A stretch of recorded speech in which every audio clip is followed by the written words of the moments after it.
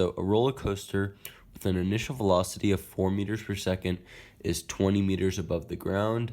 After the roller coaster is on the second hill, which is 5 meters above the ground, how fast is it going? So to do this problem, we have to do conservation of energy.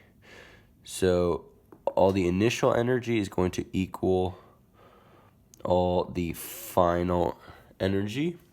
So right here at the top of the hill, we have both kinetic and gravitational potential energy, which means we have to do KE initial plus GPE initial to find out what our entire initial energy is, which means we have 1/2 mv squared plus plus m times g times h.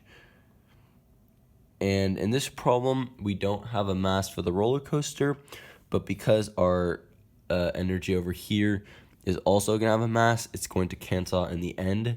So for right now, we can write it in terms of m, and then it will cancel it at the end.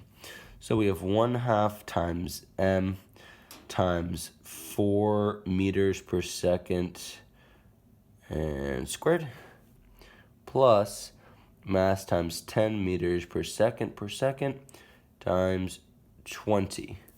So we have our kinetic energy and we have our gravitational potential energy. So we get 208, and then our units are going to be joules. So this is our initial energy. And what that then means is that that's going to have to equal our final energy, which is energy final, which means we have 208 joules. So we'll have 1/2 mv squared again plus mgh. So the masses are going to cancel because this one also has mass in both of these.